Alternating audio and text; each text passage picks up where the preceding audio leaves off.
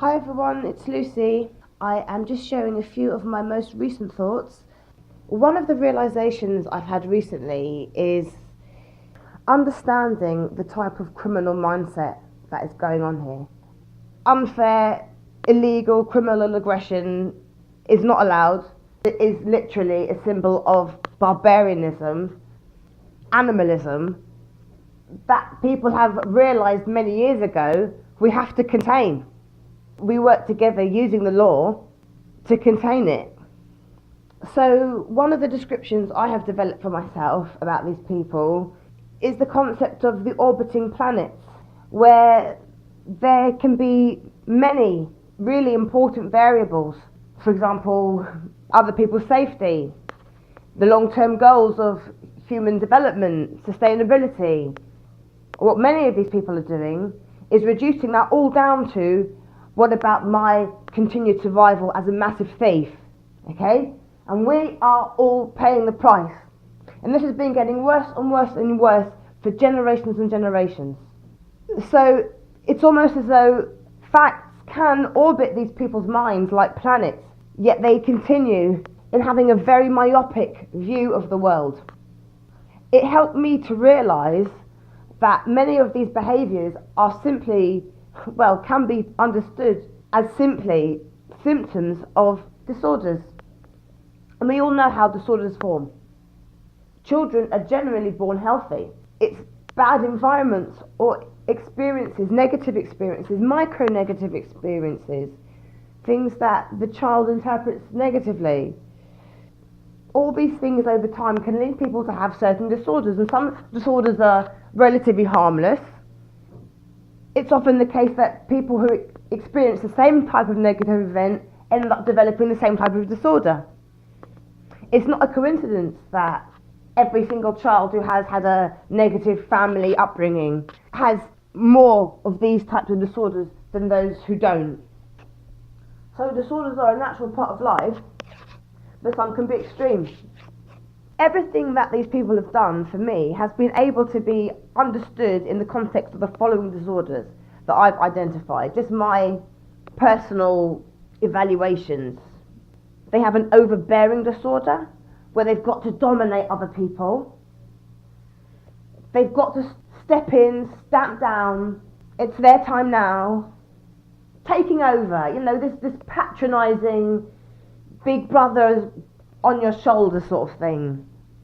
They're the ones with the superior knowledge and superior understanding, and we're just sort of like pawns in their very mastermind game. Okay? This entire fiasco makes no sense at all. Okay? That's reality. But anyway, secondly, they also have a barging in disorder, what I call a barging in disorder. I'm doing my own thing, thinking my own thoughts, living my own life. And then someone's barging their way through my door. Literally. I've had break-ins after break-ins. Thirdly, there is a greed disorder. And the best example of this greed disorder is the fact that usually when people have money, they are happy to allocate a portion of that to other people. Could be friends for presents, or family for presents, or you pay for someone's thing to get fixed, and you kind of recognise that paying for the common good like the National Health Service is a good idea in principle. Okay? That's if you're making, an average wage band. Now imagine making an extreme wage band, a billion wage band, and saying, no, I'm not going to give a penny to the common good. Not even 1% am I going to give to the common good. I'm going to give the National Health Service nada. Okay? Alright, if you were penniless, you might think, I can't afford to give the National Health Service anything at the moment. If you made £100,000 a year, you might say, right, I'm happy to give the National Health Service £1,000, But imagine making billions and billions and billions and billions and billions of pounds and saying, I don't want to give 1 penny to the National Health Service. I don't want to give 1 penny to the National Health Service. Okay? Wait a second, you've just made billions and billions and billions of pounds. Okay? That is a greed disorder. Fourthly, there is also a violence disorder. Okay, this is where the violence has got to another stage that even ordinary people are accustomed to. We know how violence develops. We know that violence is a behaviour of the primitive past. It's a behaviour of the animal kingdom. We know, however, that humans have had to use violence. Violence is necessary when an attacker, an invader, an attempted conqueror tries to take you over for the worse. Okay? That is a time that some form of violence is necessary. In the grander sense of the term, not as in bashing somebody with your fist, but some kind of moving into action. But as I say, when we look at psychology, violence often comes through the learning experience.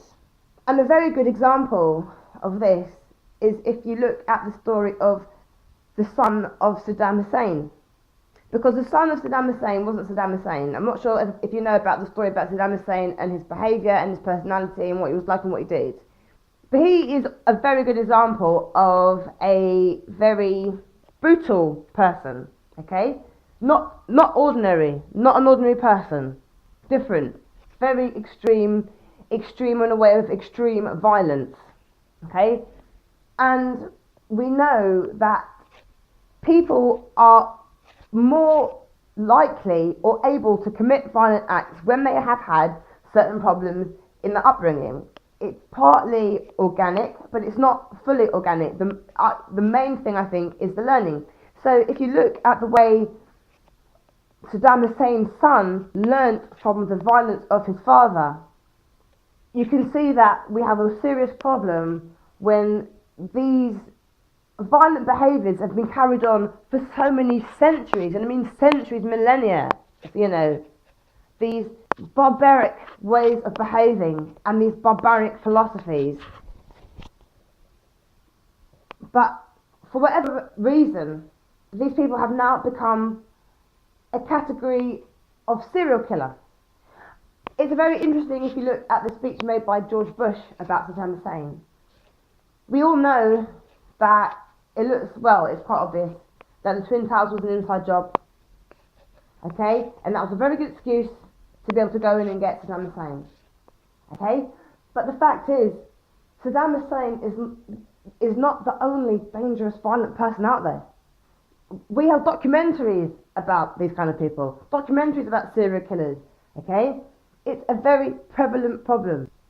And what I've noticed from these documentaries is that, and what we can see from happened with Saddam Hussein, is that Saddam Hussein lost himself when he was quite young, I believe. I think that he felt hurt by life. Something happened, he wasn't happy. And he crystallised into this monster. And at some point, I think it felt like he had left us. He was no longer there. He had become a different kind of person. He had become a serial killer, okay? And I'll tell you something, a serial killer will be the first person to admit that they're the ones who need to be behind bars, okay? Well, very often that is the case. Very often, once caught, a serial killer will admit that they need to be behind bars. What needs to happen, really, in an ideal world, is that these people were in Broadmoor. In the Bible, it says that murderers should go to a city of refuge. There has to be a separation of these people from the normal throes and interactions of society. These people can't keep interacting in society because when they do, they serial kill. That is their interaction. That's what they do.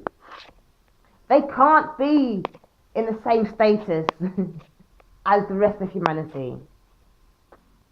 There's more to say, but I will leave it here for now.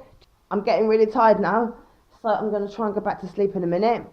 But I'll just upload this quickly just to share the ideas, because I think that this is really a joint collective intellectual exercise, and the good people have to be able to contain the dangerous people.